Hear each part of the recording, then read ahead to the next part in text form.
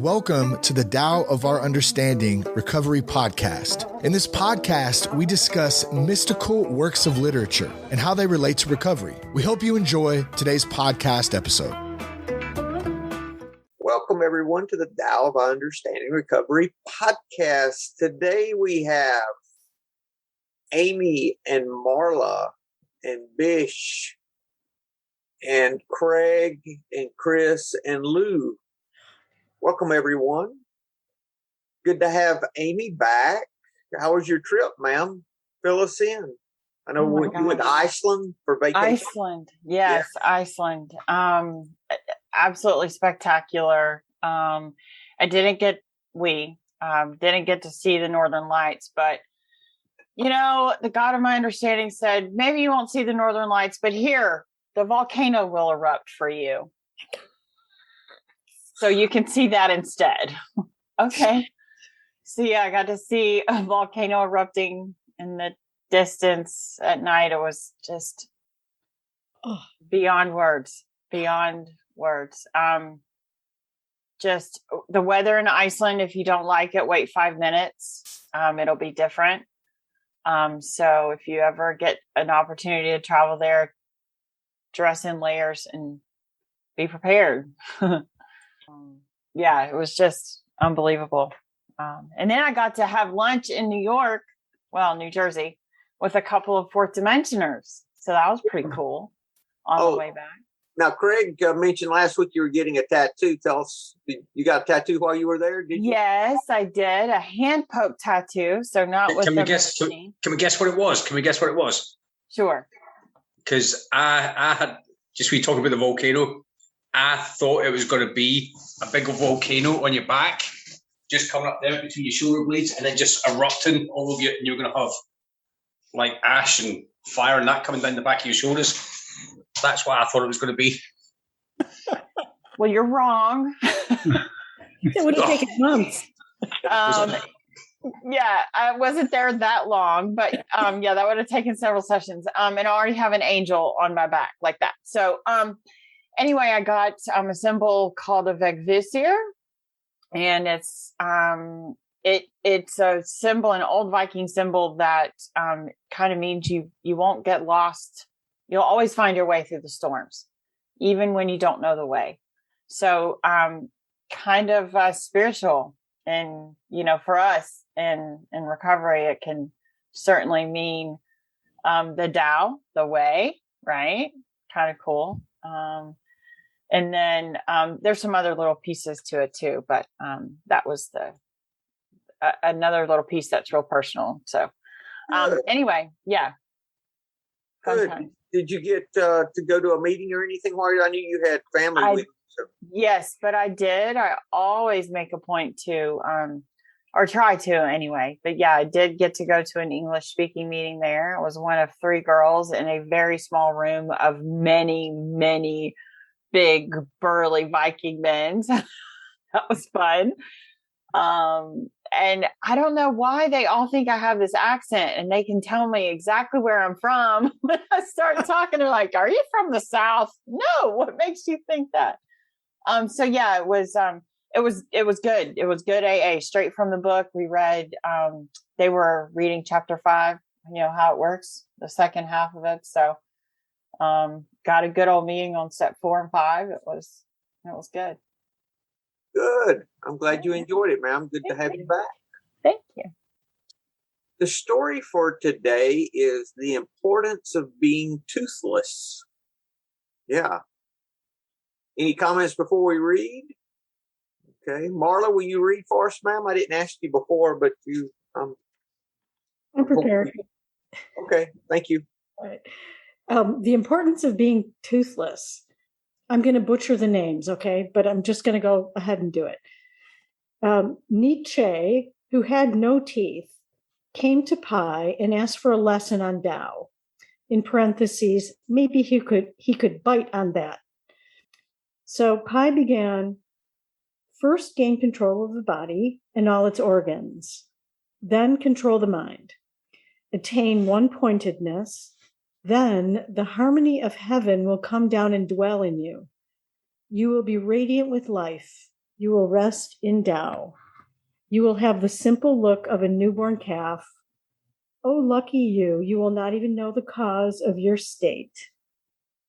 But long before Pai had reached this point in his sermon, the toothless one had fallen asleep. His mind just could not bite on the meat of the doctrine. But Pai was satisfied. He wandered away singing, his body is dry like an old leg bone. His mind is dead as dead ashes. His knowledge is solid, his wisdom true. In deep, dark night he wanders free, without aim and without design. Who could compare with this toothless man? Thank you, Marla. So Comments? I just like to comment on the humor of it all, where I think it's Chuang Tzu, he says maybe he could bite on that, and he's a toothless man. Or the other part, his mind could just not bite on the meat of the doctrine. Well, he's toothless. It's about being spiritually toothless, not physically toothless. Yeah, I know that. Yeah, that's what you're saying, though, Marla. Yeah. It's not about something physical. It's about spiritually being toothless. But what exactly does being spiritually toothless mean? That's a good question, too. I had that same question. Spiritually toothless. Without form? Well, not rigid? But it kind of means you can't bite on and chew on the doctrines, and you can't understand what they mean because you can't. You shouldn't overanalyze them and just. Maybe it means not holding on to thoughts. Like a dog, because Bishy sat there with his dog. Now a dog holds onto a bone. Maybe it's like that with your thinking. Maybe just not holding on to thoughts, resentments, angers, fears. Just thought. What I thought was interesting was, Pai, or however you say his name, he's telling how to do this. Here's how you do it. You gain control of your body, all the organs, then you control your mind and attain one-pointedness. Then the harmony of heaven. And he goes through with the instructions for doing it. Meanwhile, Toothless there, he just fell asleep and got it. He didn't have to control his body and all his organs and that kind of stuff. He didn't have to bite into that. He just kind of came by it naturally. Emptied himself out without all the instruction. So maybe the harder you try to grasp something to get it, to understand it, the harder it is to understand. That's what they say about the Tao. The more you look for it, try to understand it. It's not a rational process, right? It's not a thinking process. The teeth aren't the tools. The teeth, chewing into it and dissecting it, and those teeth are useless tools when it comes to that. Well, like our story last week. When knowledge goes north. When knowledge goes north. But it wasn't that they would know and not tell you. It's that words are inadequate to convey. So it's different. It can't be conveyed by words. I've got another little story here that kind of explains that. This is from Dropping Ashes on the Buddha. It's a new book that I'm reading for a study group. This is number 3. The Dharma is too expensive. The Dharma would be the Tao, the wisdom. So once a student came to this particular Zen master and said, "Master, please teach me the Dharma." Hang Pong is the Zen master's name. He said, "I'm sorry, but my Dharma is very expensive."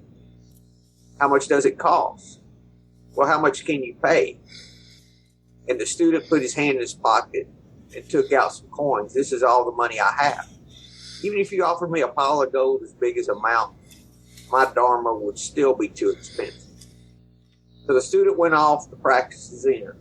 After a few months of training, he returned and asked, "Master, I will give you my life, and I will do anything for you. I will be your slave. Please teach me." The master said, "Even if you offered me 1,000 lives, my Dharma would still be too expensive." Quite dejected, the student went off again. After several more months of hard training, he returned and said, "I will give you my mind. Will you teach me now?" The master said, "Your mind is a pail of stinking garbage. I have no use for it. And even if you offered me 10,000 minds, my Dharma would still be too expensive." Again, the student left to do hard training. Now he's training hard now. After some time, he came to an understanding that the whole universe is empty. So he returned to the master and said, "Now I understand how expensive your Dharma is." The master said, "How expensive is it?" And the student shouted, they said, "Kots," which is he just shouted at him. It's a way to convey in Zen that nothingness, And the master said, "No, it's more expensive than that." This time when he left, the student was thoroughly confused and in deep despair. He vowed not to see the master again until he had attained the supreme awakening. Eventually, that day came and he returned. "Master, now I truly understand. The sky is blue, the grass is green." "No, no, no," said the master. "My Dharma is even more expensive than that." At this, the student grew furious. "I already understand. I don't need your Dharma. You can take it and shove it up your ass." That's what it says. And the master laughed. That made the student even angrier. He wheeled around and stomped out of the room. Just as he was going out the door, the master called to him, "Wait a minute." The student turned his head. "Don't lose my Dharma," said the master. Upon hearing these words, the student was enlightened. You can take it and shove it up your ass. I don't want your Dharma.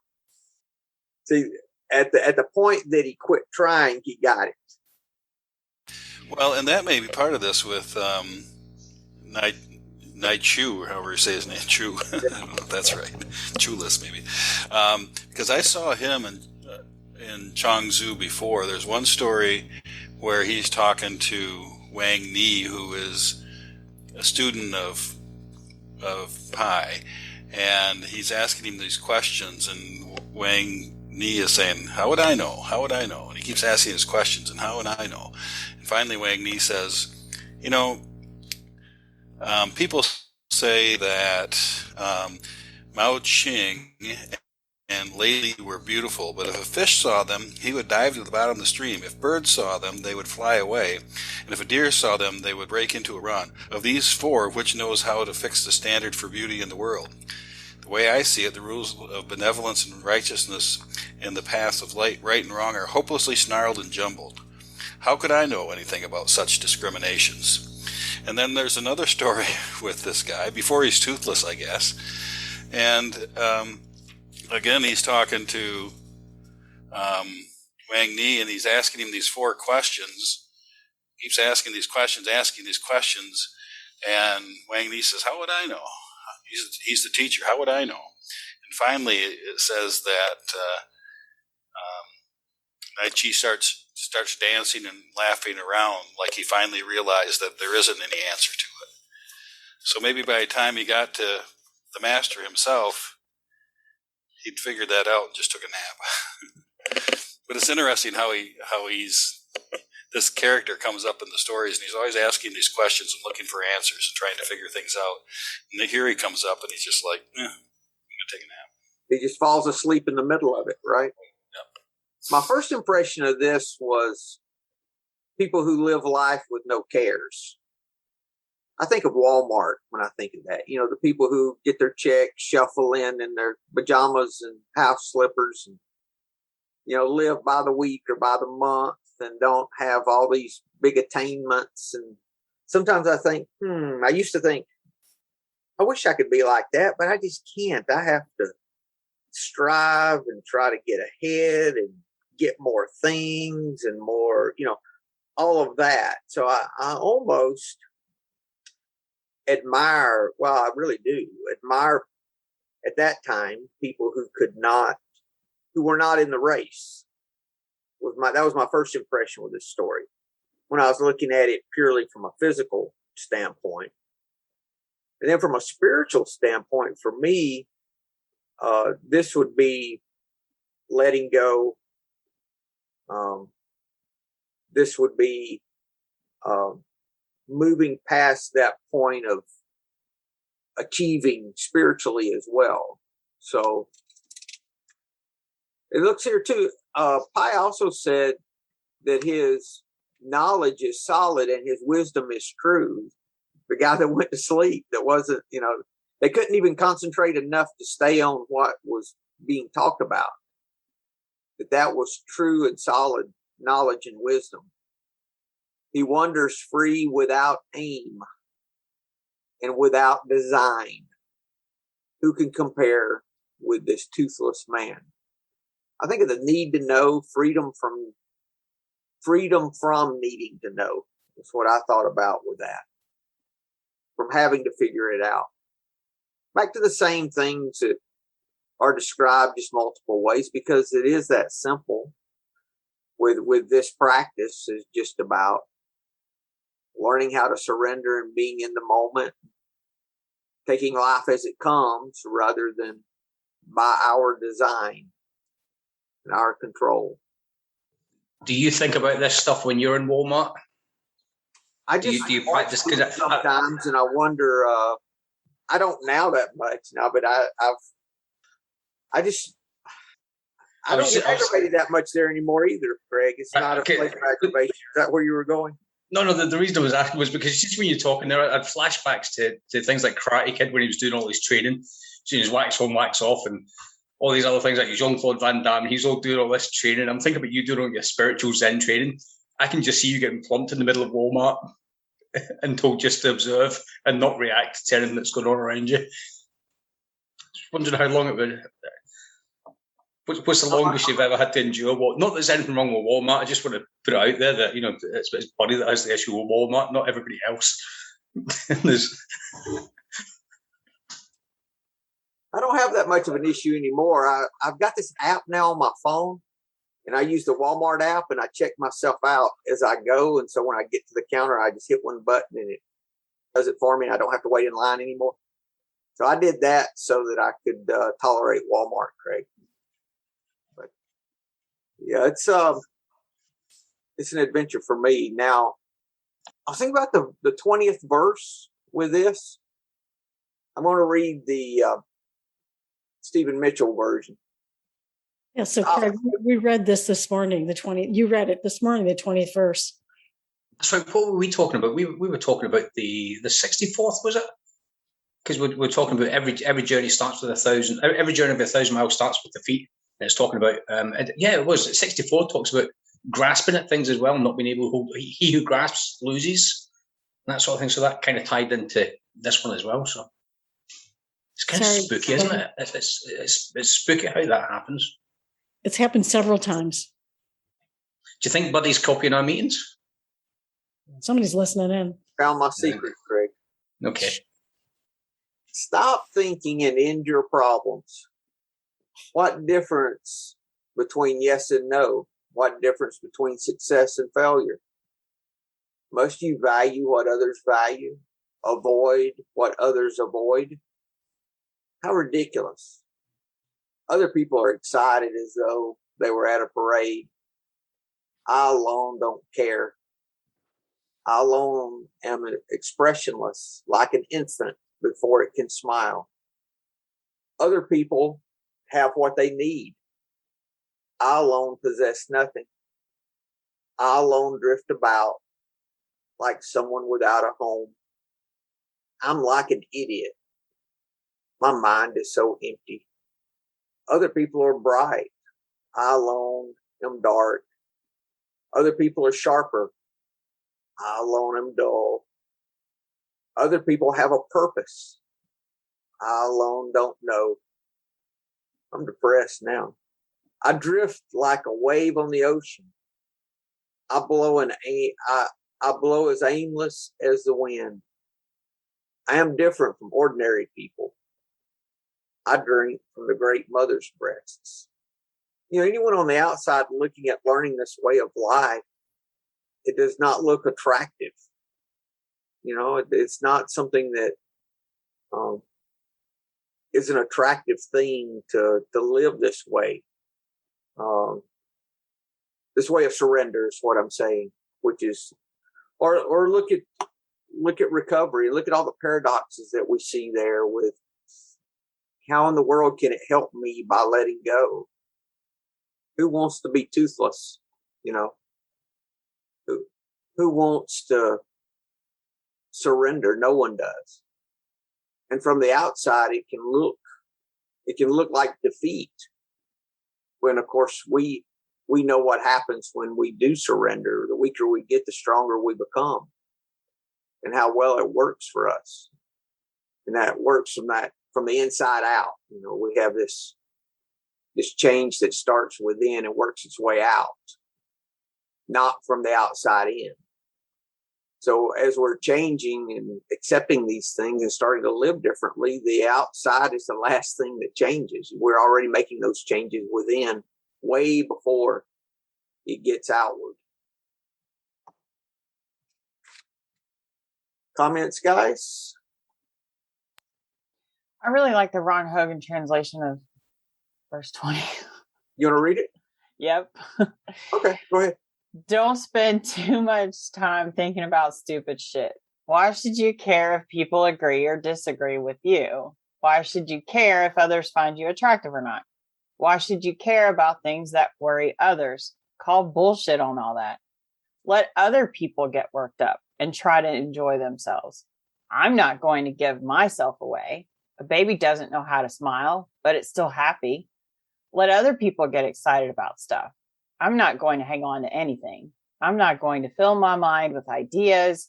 I'm not going to get stuck in a rut, tied down to any one place. Other people are clever. I guess I must be stupid. Other people have goals. I guess I must be aimless, like the wind or the waves. I'm not like other people. I'm getting right with the Tao. Exactly. That's good. Thank you, Amy. Mm-hmm. I thought that described perfectly what this story. You know, I had a real experience with this. We had, it's kind of interesting too, because whenever I go on a trip like this, I have an itinerary and it's planned to the probably ridiculous minute. And some people may look at that and go, gosh, that's a lot of effort and a lot of thought and whatever. I want to be able to maximize the time that I have. I don't want to miss anything, of course, right? I'm going to miss something, the fear of missing out, right? But what I've also learned through this whole journey, especially with studying of the Tao specifically, is sometimes it's just not supposed to go that way, right? Sometimes it's just not supposed to go the way I think it should. So there was one specific thing that my sister and I were supposed to do that was on the itinerary that we bought tickets for in a tour. And the company, we were supposed to go to the Glacier Lagoon.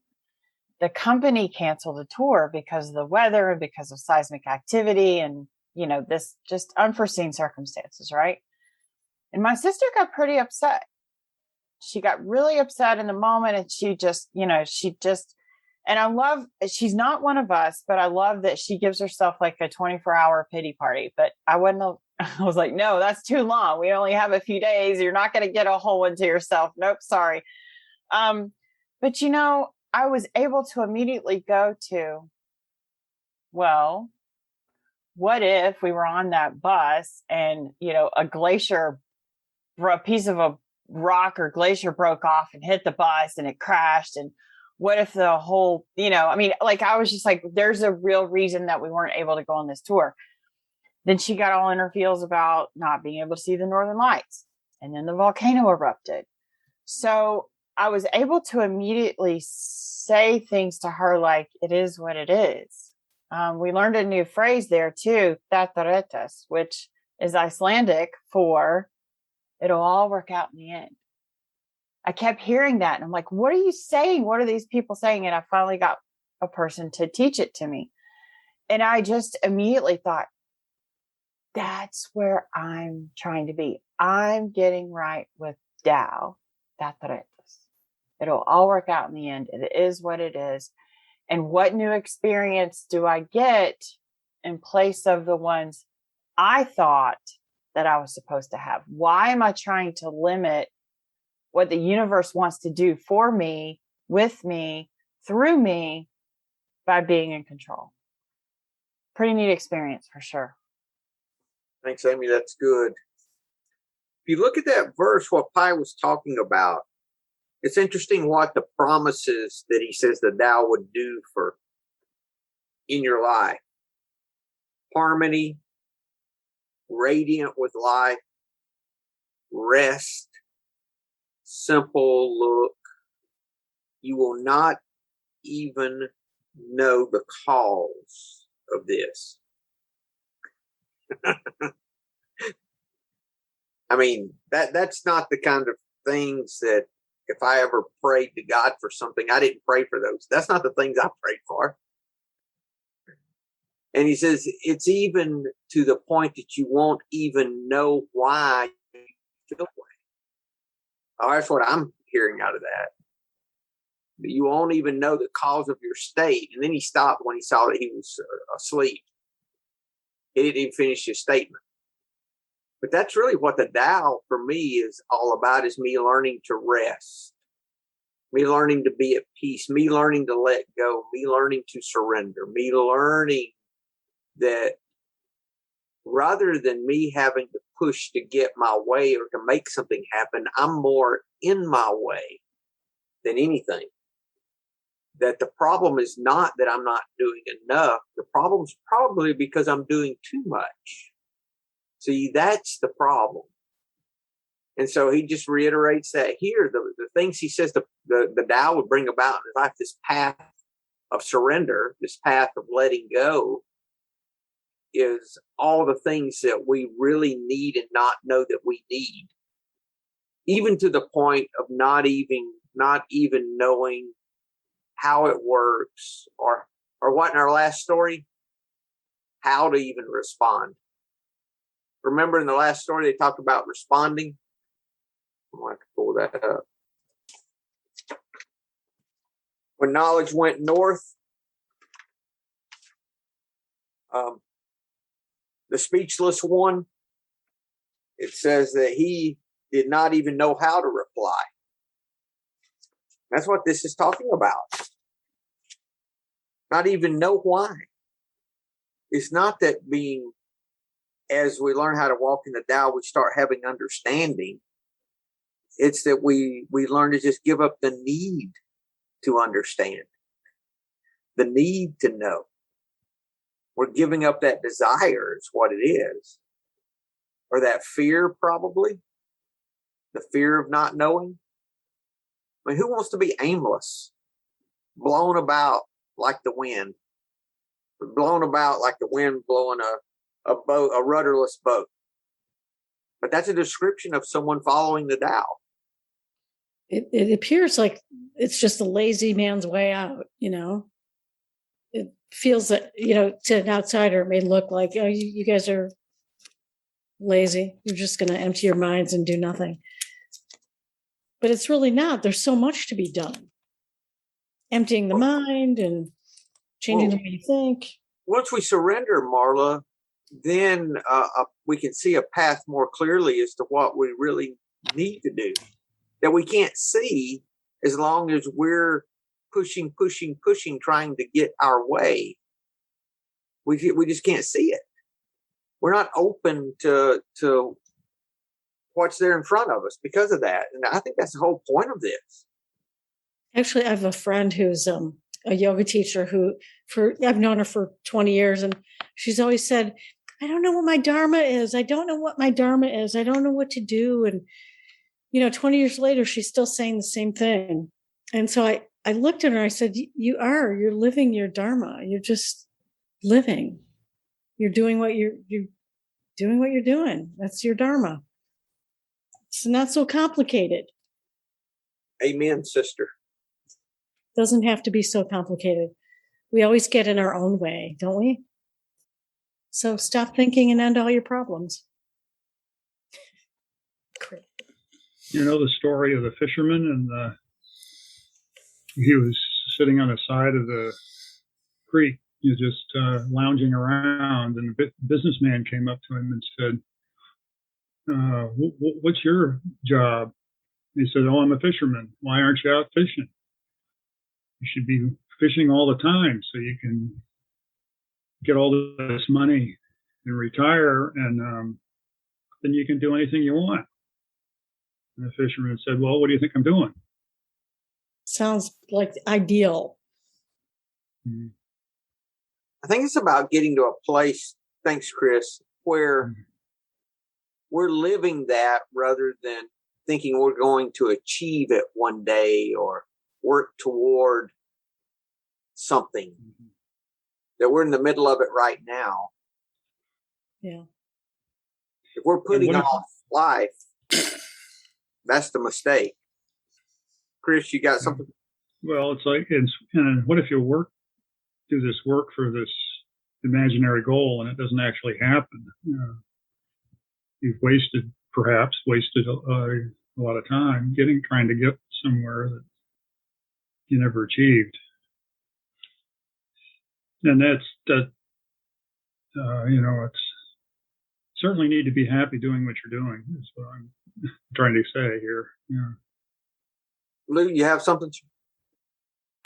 What Chris was saying just reminded me. I had two guys that were in the same.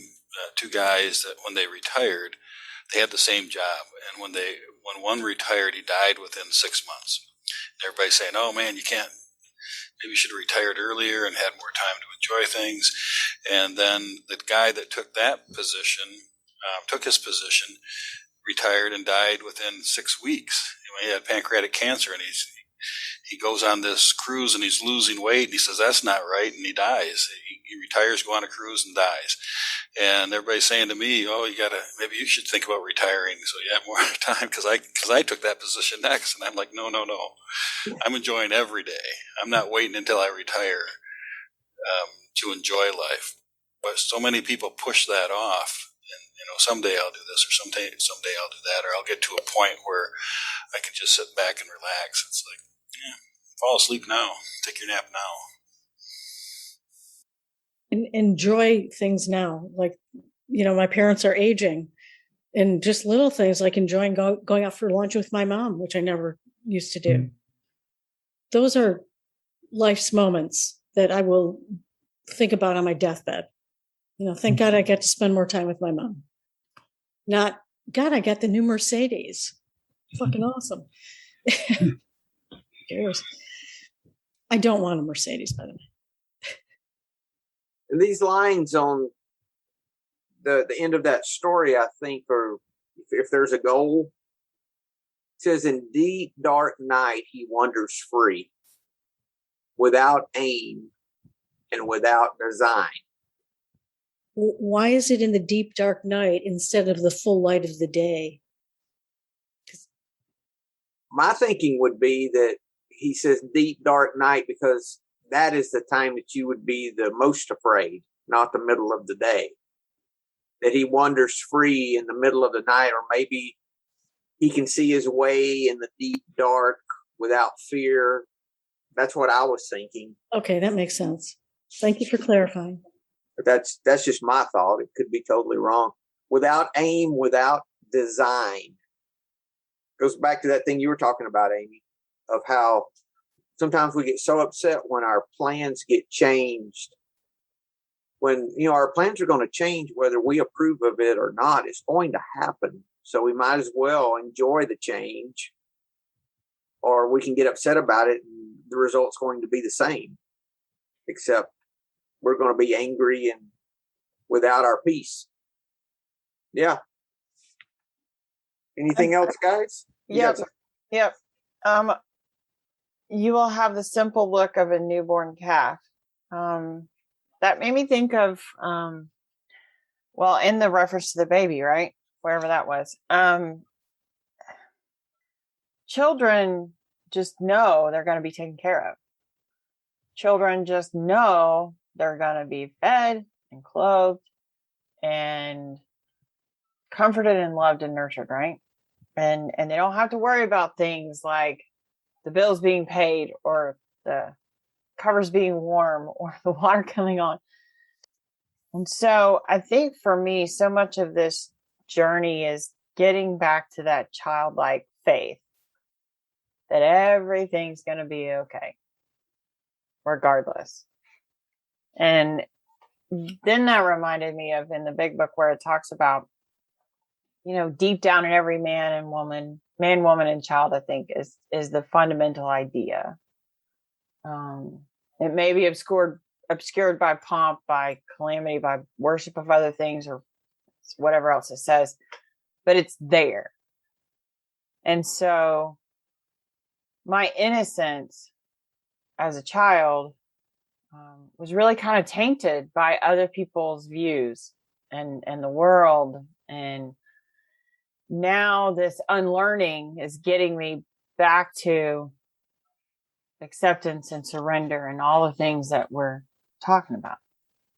And the deep dark night, I thought meant that's when it's quiet, calm, there's no noise of the hustle and bustle of the day, the stillness of the deep dark night. That's what I thought about.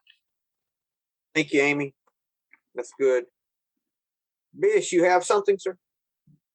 Yeah, I like that, Amy.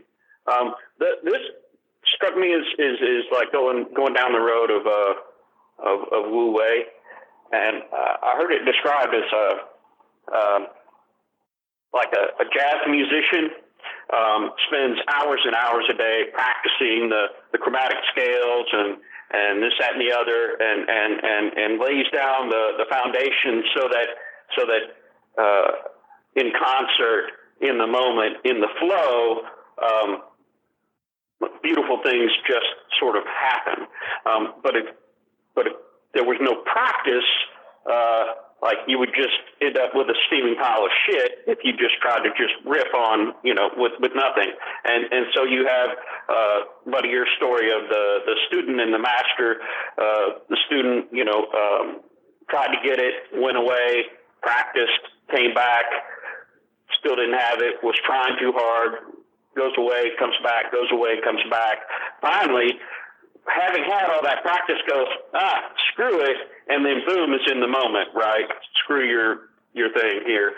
And I see the toothless old man as the one who has practiced all his life. He's worn down those teeth and can effortlessly just fall asleep, in the deep dark night. And for me, like Amy, to take it back to recovery, it's that self-knowledge avails us nothing. I mean, we have to have it, right, to know that we're an alcoholic, to know that, okay, we need to do these steps and these things, but day to day, I just need to be doing. I need to be calling another alcoholic. I need to be, working the steps, and I need to be practicing these principles in all our affairs. So, I really like this, but it I don't know. It confused me. I was trying, I think, to overthink the whole thing, and I kind of let it all go, and it popped in my head. But even saying that, I probably screwed it up. So that's all I got. Thank you, Bish. That's good. Thank you, sir. Good stuff. I think there's always this element of overthinking for me. Mm-hmm. Always, I'm overthinking. And this is teaching me that it's not about my thinking. It's about my surrender. For me, it's always, and the idea of the student and the master reminds me of my moment of surrender after trying to get sober for 6 years. I finally said, okay, either this works or it doesn't. I was basically saying, God, you can shove it up your ass is what I was doing, And then all of a sudden it started working. And for most of us, I don't know anyone that it doesn't take a crisis of some type to come to that moment of surrender, which probably has some anger in it and some frustration and all those things. I think that's just part of the formula to see this. I know what is for me, Because if I'm not aggravated, if I'm not disturbed, I'm not going to make any changes. Why should I give up if I don't need to? You know? Yeah. Good stuff. Thank you, guys. Oh, I liked Amy, what you were talking about a child and how a child approaches life. I really do. I agree with you. I think that's where we're supposed to be. This is giving us our childhood freedom back. So I think that's what the steps do. Because when you think as a child, we've talked about this in the podcast, sometime in the way past, not lately, I don't think. I mean, my children, their job was pretty simple when they were 3, 4 years old. It was to do what they were told and share what they were given. And that was pretty much it. And what they were told to do was never anything that they couldn't do at that age. They were capable of doing anything they were asked. But they weren't asked to do things they couldn't do. And I remember my daughter, she was like 3 or 4, and said she wanted something. I said, honey, we just don't have the money for that right now. She said, well, just go get some more out of the machine. She had no idea where it came from. It came from that machine. Go to the machine and get some more. Well, just go get some more, Daddy. Yeah.